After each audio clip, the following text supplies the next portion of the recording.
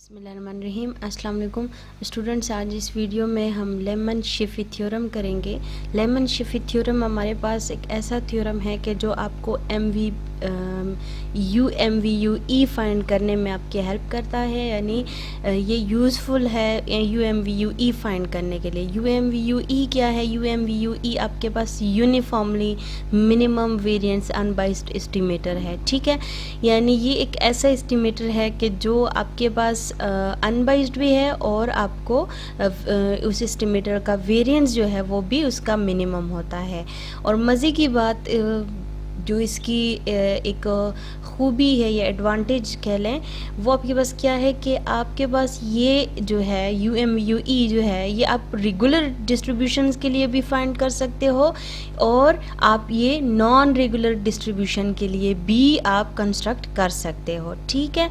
सो अब कंस्ट्रक्ट कैसे करना है तो वो इस थ्योरम के थ्रू ही हमें पता चलेगा, ठीक है। इस थ्योरम की जो स्टेटमेंट है वो क्या है कि late x1 x2 xn be a random sample from a density f of x theta, ठीक है। एक एन रैंडम सैम्पल आपके पास और वो एक distribution F of x theta से बिलोंग कर रहे हैं।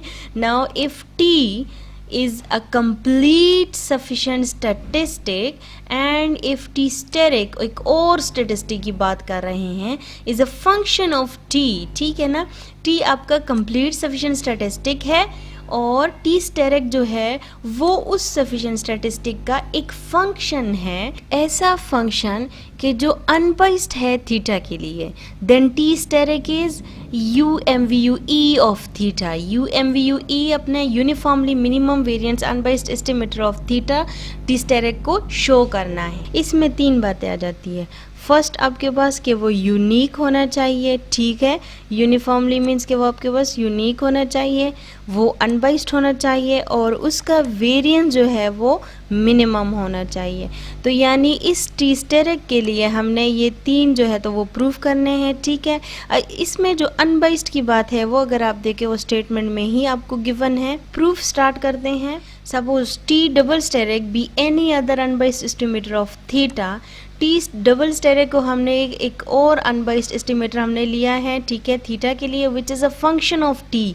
यानी ये आपके पास और टी क्या है? टी आपके पास कंप्लीट सफिशिएंट स्टैटिस्टिक है। तो जब एक कंप्लीट सफिशिएंट स्टैटिस्टिक का फंक्शन हमने टी स्टेरिक को कंसिडर किया है तो यानी इसको मैं जी ऑफ टी के फॉर्म में लिख सकती हूँ, ठीक है। So expectation of g double T is equals to theta. हमने क्या कहा है कि ये अनबाइस्ड एस्टिमेटर है थीटा के लिए, यानी expectation of this function is equals to theta. So expectation of T asterisk minus T double asterisk, अगर हम इन दो डिफरेंट एस्टिमेटर्स का डिफरेंस एंड देन उसका एक्सपेक्टेशन ले लें तो ये आपके पास क्या आएगा? Expected value of T asterisk minus expected value of T double asterisk. और यहाँ पे थीटा, ये चूँकि दोनों अनबाइस्ड एस्टिमेटर है थीटा के लिए तो आपके पास क्या आएगा? Theta minus theta is equals to 0. Now as t steric and t double steric are a function of t, so t steric minus t double steric is also a function of t, ठीक है ना। t steric भी function है t का, t double steric भी t का function है। तो इन दोनों का जो डिफरेंस होगा ऑब्वियसली वो भी टी का ही फंक्शन होगा, यानी हम T asterisk minus T double asterisk को एच ऑफ टी के फॉर्म में लिख सकते हैं। एच ऑफ टी आपके पास क्या है कि ये इनका डिफरेंस जो है वो आपके पास टी का फंक्शन है। सो फ्रॉम इक्वेशन 1, अब जो इक्वेशन 1 थी जहाँ पे हमने क्या कहा था? एक्सपेक्टेड वैल्यू ऑफ टी आपके पास कुछ इस तरह से थी वो equation. Expected value of T asterisk minus T double asterisk is equals to 0, यानी इन दो डिफरेंस जो है इन दोनों का वो इक्वल्स, इसकी एक्सपेक्टेशन जो है वो इक्वल आ रही थी 0 के। अब चूंकि इन दोनों का डिफरेंस जो इनको हमने एच ऑफ टी कह दिया है, so expected value of H of T is equals to 0, ठीक है ना। ये देखिए expected value of H of T is equals to 0 हमारे पास आ गया। चूंकि टी आपके पास कंप्लीट है देन इट मीन्स दैट कि एच ऑफ टी जो है वो आपके पास इक्वल्स टू 0 है, क्योंकि कंप्लीटनेस हमें क्या कहता है कि उसका एक्सपेक्टेशन जो है वो इक्वल्स टू 0 तब होगा जब वो फंक्शन इटसेल्फ 0 हो। तो वो फंक्शन इटसेल्फ ज़ीरो होगा तो ही ये एक्सपेक्टेशन इक्वल्स टू ज़ीरो होगी।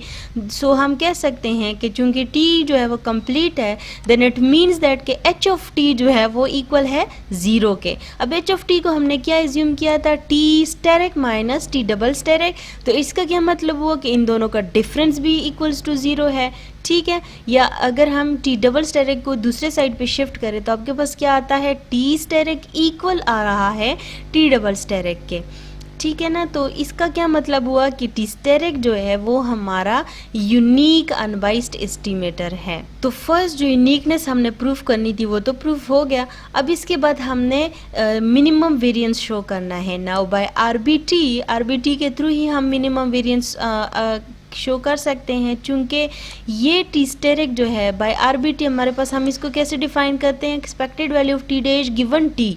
अब चूंकि ये एक्सपेक्टेशन यहाँ से आपको जब आप ये एक्सपेक्टेशन लेते हो तो आपको एक फंक्शन ऑफ टी मिलता है, ठीक है ना। लेट्स सपोज वो जी ऑफ टी है। अब आरबीटी के थ्रू हमने टी स्टेरिक को इस फॉर्म में तो लिख लिया, लेकिन इसमें ये जो टी है ये आपके पास क्या है, ये चूंकि सफिशेंट भी है, ये कंप्लीट भी है, ठीक है ना। ये आपके पास कंप्लीट भी है, सफिशेंट भी है, तो इट मीन्स दैट कि इसका जो यहाँ से जो फंक्शन आएगा वो आरबीटी के थ्रू हम कह सकते हैं कि उसका वेरिएंस भी आपके पास मिनिमम है, ठीक है। अब ये जी ऑफ टी जो है ये ज़रूरी नहीं है कि ये आपके पास यूनिक हो, क्योंकि आरबीटी हमें यूनिकनेस की गारंटी नहीं देता, वो हमें सिर्फ मिनिमम वेरिएंस की गारंटी देता है। तो बाय आरबीटी हम कह सकते हैं variance of T asterisk is less than और equal to variance of T dash. So T asterisk जो है वो आपके पास uniformly minimum variance unbiased estimator हमने प्रूव करना था, वो हमारे पास आ गया। नेक्स्ट वीडियो तक के लिए अल्लाह हाफ़िज़।